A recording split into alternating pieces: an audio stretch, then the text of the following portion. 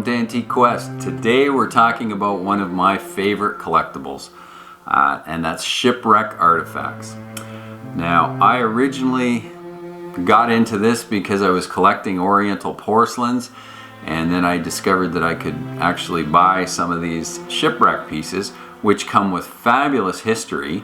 They're documented, so they're great examples of checking age on other pieces of Oriental porcelain.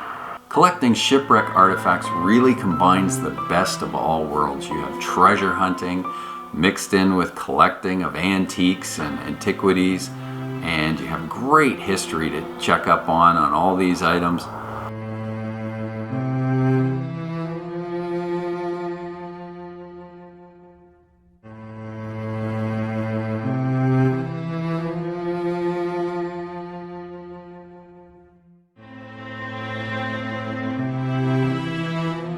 And in most cases, you're even going to have auction catalogs where the cargoes were sold originally by some of the bigger auction houses. And this really makes it interesting. The research can just get deeper and deeper if you're interested in it. It's great for kids because they have the whole lure of a shipwreck. So there's a great story behind it. All these pieces have a fabulous long history. And where else are you going to be able to collect things that are, you know, almost 700 years old on this table alone, and you can find much older. So we're going to tell you a little bit about how I collected these, what to look out for on certain Oriental porcelains. If you want to start collecting Oriental porcelain, there's so many pitfalls in that area of collecting. There's so many fakes that have been done, and there's so much copies that have been done, and not just for faking purposes, but to honor past potters. So often they'll put a mark on the bottom, and it was never meant to fake anybody out. It was simply honoring a past dynasty. So a lot of the marks get copied. So to have examples in your own collection that you have documented proof of date, well, that really helps you study. You can compare one to the other. You can look at the types of glaze and this sort of thing. So on the table right here, we have artifacts from 7 different shipwrecks. This is also an area of collecting where documentation is very important. It's not the sort of thing you want to buy off eBay unless it comes with all the right paperwork. This particular pottery here and quite a few others I bought directly from the salver, and he shipped it all out to me right from Vietnam out to here. I sold a great deal of it when I had a store in Hamilton back in the 90s, and they work with many governments helping them to salvage these certain wrecks, and he's a great place to buy from. It's fully documented. So these 4 pieces here, the large charger, the bowl, this vase, and this little wee bird vase, all came from the Hoi An Hoard, it's known as. And this was a ship that was discovered 22 miles off the coast of Vietnam in the South China Sea. Now these all date around 1450. Ah yes, 1450 is a very good year. Johann Gutenberg begins his operation on the first mechanical printing press. The pre-Columbian Inca village of Machu Picchu is being built, and in 2 years Leonardo da Vinci will be born.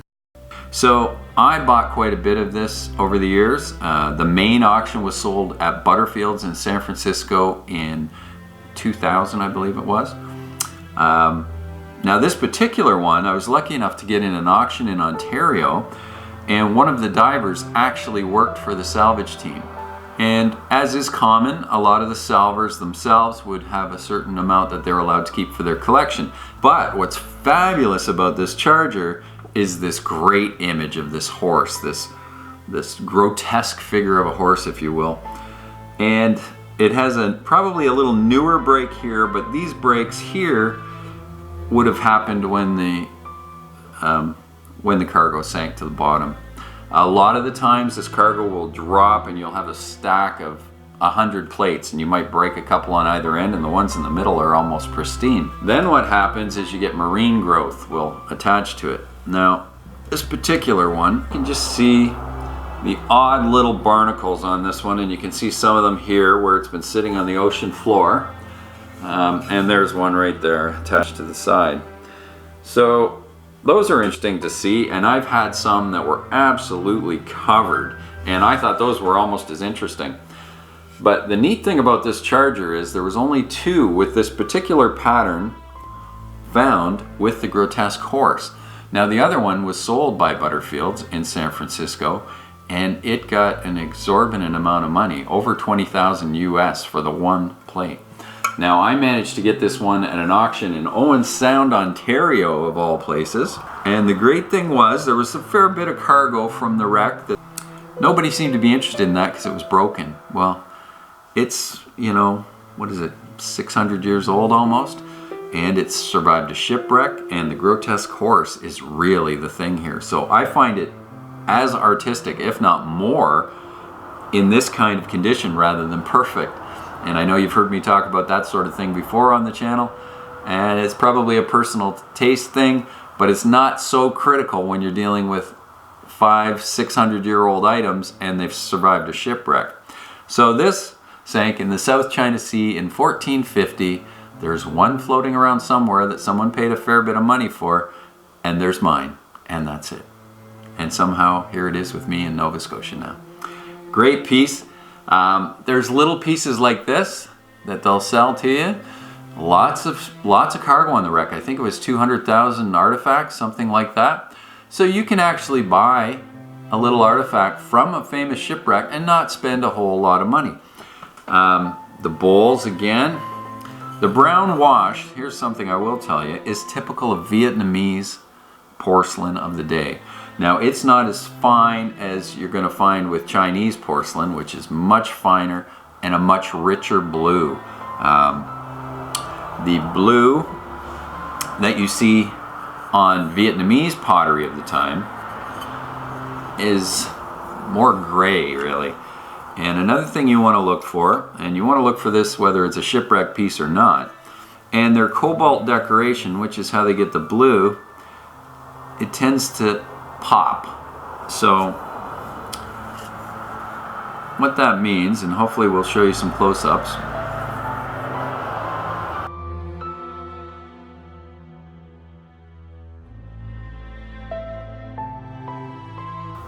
The blue, the cobalt's unsteady in the kiln, and it actually comes through the glaze. It pops right through, and it kind of gets a little scale on it, almost like a scab.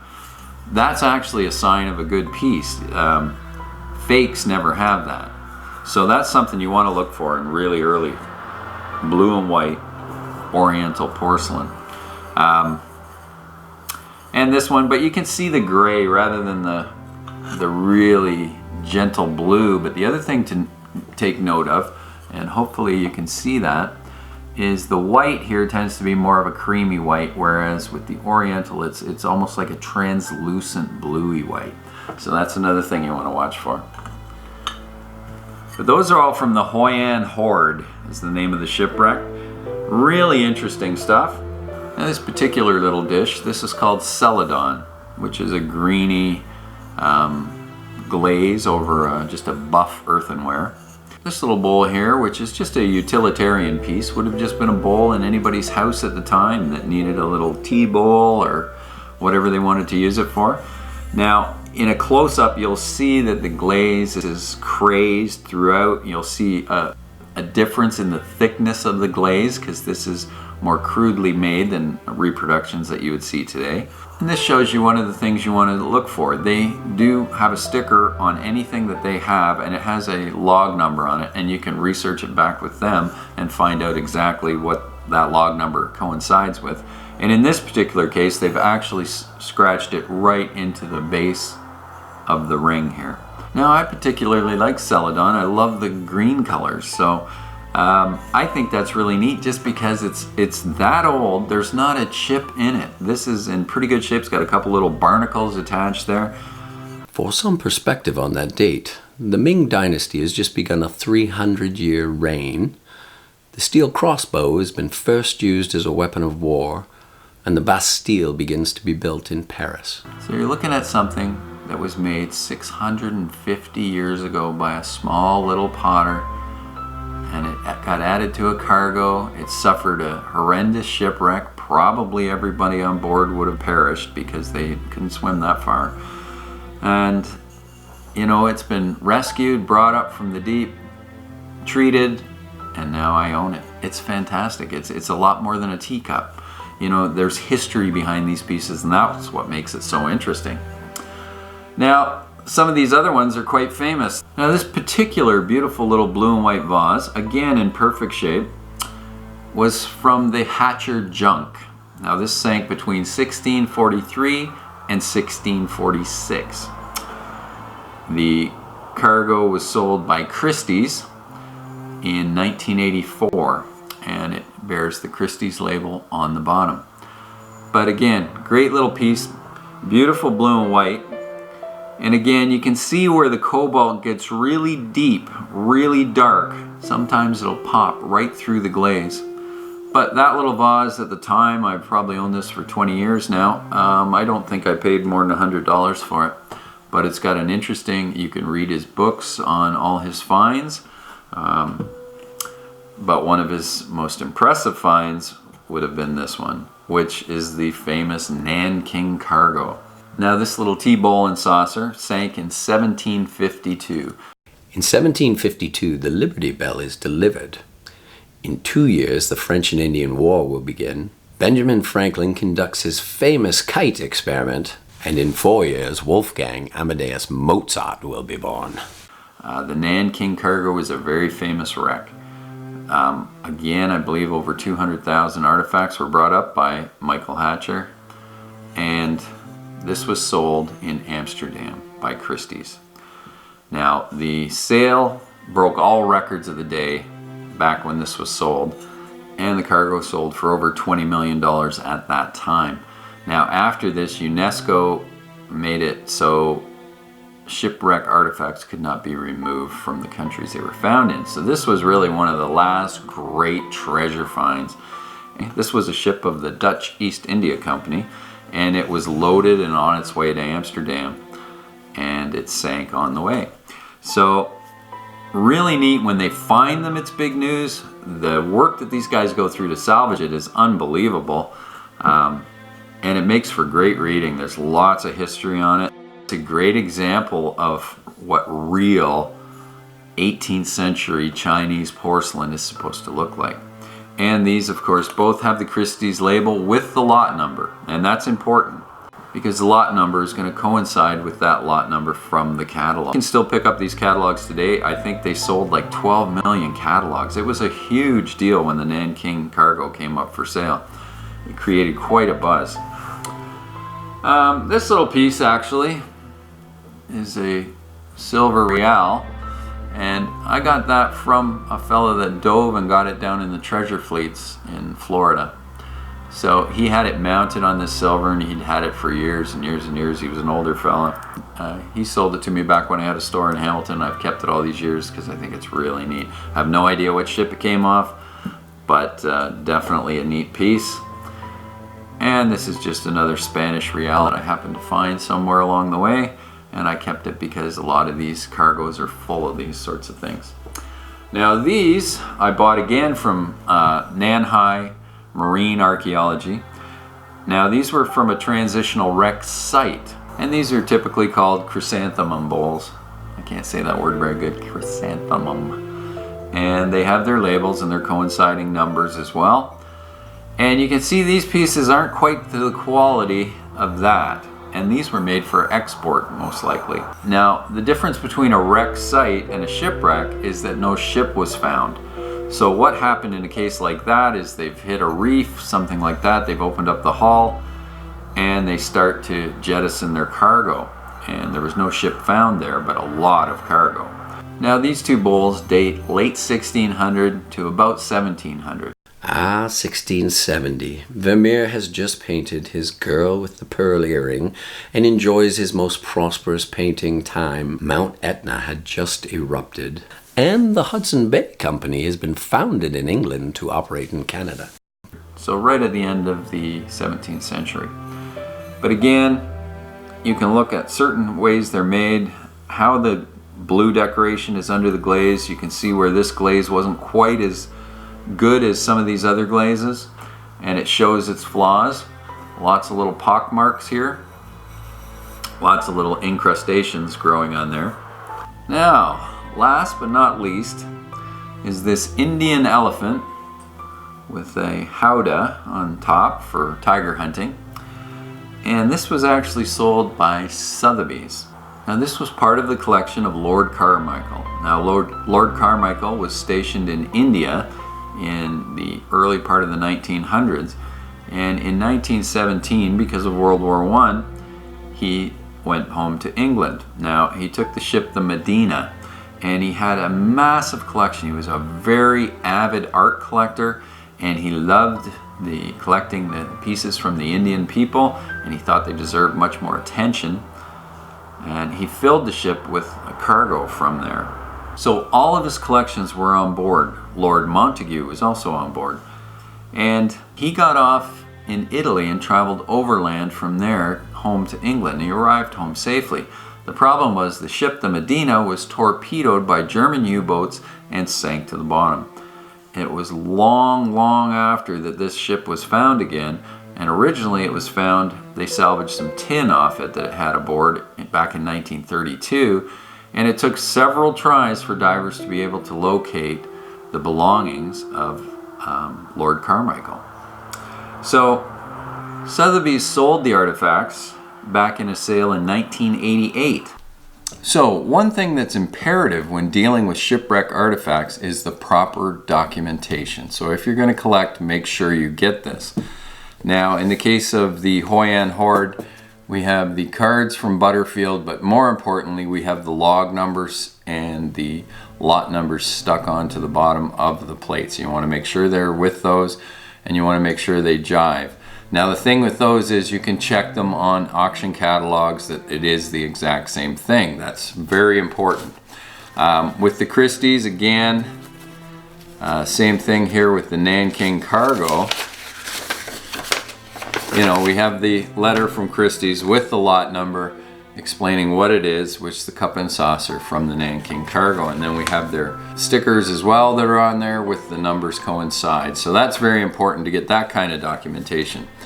Now in the case of Lord Carmichael's schist elephant here, we have the Sotheby's label on the bottom that says Medina, which was the ship that it was on. Now I bought that off eBay, and it came from England, and this is many years ago.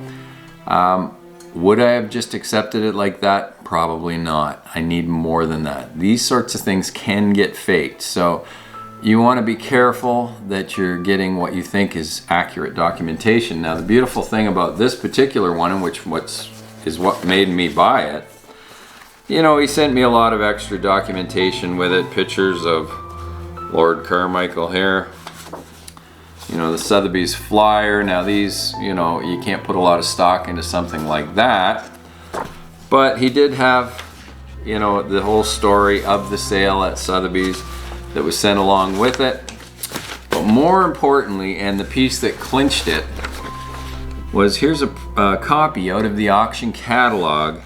And there is the exact piece photographed in the catalog with its description right here, matching exactly what I bought. So I have the documentation, I have the copy of the auction catalog, which I could find, I'm sure, if I wanted to buy one, and I have the Sotheby's stamp. So all those things together makes it a very good provenance. So it's very important with Shipwreck China. Like I said, people can make copies of letters, they can do this sort of thing. It's pretty hard for them to copy the exact stickers that these companies use now, but you want to make sure that it coincides with the auction catalog, the piece that you got with that particular number. Now you can find bowls for sale on eBay and places like that, stating that they're shipwreck pieces from Vietnam, and what they are is they're just bowls that were found underwater, and they do have incrustations on them, but they don't have the research that goes along with someone like Nanhai Marine Archaeology, who documents everything meticulously, and it's done with the museums. They've worked with almost every government over there. So you know when you're buying from them, you're getting something that's documented, it's proof positive that it is what it is and it came from that specific wreck. Whereas on eBay, you don't really know. I had heard years ago that people were actually throwing these bowls into the ocean and leaving them for a year and seeing getting sea life on it and then calling it a shipwreck bowl. So there's a few pitfalls to watch out for. So make sure you get the documentation, but it's a really interesting field of collecting. You can get musket balls from the Etosha, and I've had flints from the Jura, which was a shipwreck in England that was found with all sorts of flints for flintlock rifles. You know, they're just little small things, but they're interesting, and they're usually not terribly expensive either until you get into the bigger, more elaborate pieces. So I hope you enjoyed that. It's just a little look at what I happen to have left in my collection. Like I said, I've probably sold over 100 pieces over the years of shipwreck china. So thanks for watching. Make sure you subscribe. That really means a lot to us. It helps us build the channel, and hopefully these will just get better and better. Thanks again. God bless.